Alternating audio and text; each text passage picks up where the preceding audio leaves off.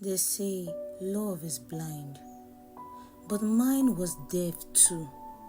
He didn't hear the warnings, didn't listen to the whispers, didn't sense the tension in the air when I brought him home. It only saw him, decay, my husband, my downfall, and now I am packing. Not just my things, but the pieces of myself that survived. It was my final year in Nsukka. I was tired of books, hungry for something real.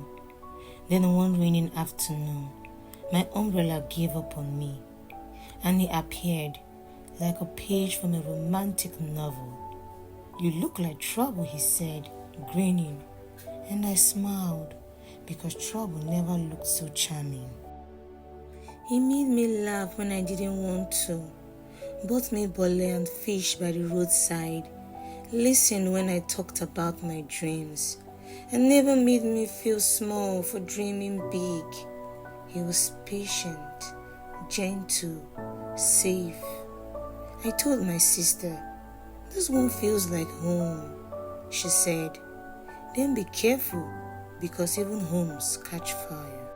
I took him home, proud, excited, but the atmosphere turned stiff. Mama stared at him like she had seen a ghost. Uncle didn't touch his food. My aunt kept muttering prayers under her breath. Later that night, Mama pulled me into her room. She said, "That boy, he carries the face of a man who once burned this family." I laughed.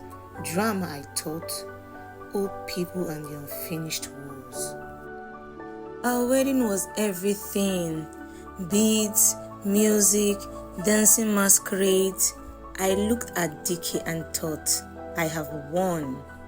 But during the wine carrying, my uncle stood up and walked away. He said, "You are marrying the bloodline of the man who destroyed your father's name." Again, I told myself, old bitterness, not my battle.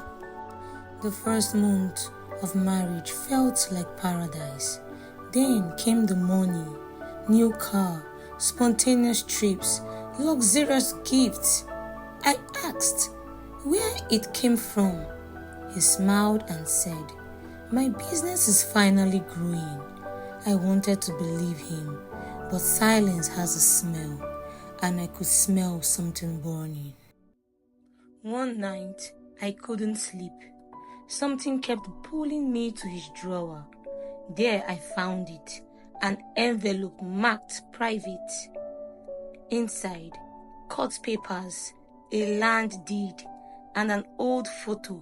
His father, Chief Wokoye, the man who ruined mine, the man who framed my father for theft, who stole our land, who made my father die with shame in his heart. When DK came home, I showed him the photo. He didn't panic, didn't deny it.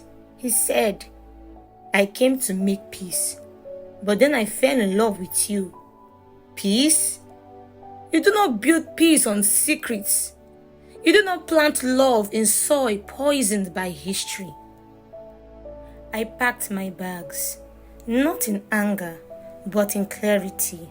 I left, not because I stopped loving him, but because I finally started loving myself. Some betrayals don't come with cheating.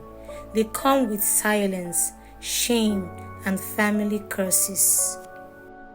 Now I live in a smaller house. No marble floors, no fancy holidays, but I sleep better. I laugh without checking for cameras.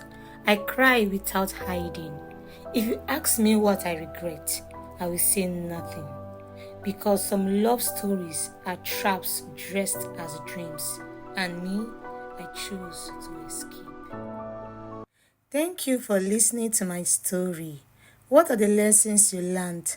Please like, comment, and subscribe to my channel.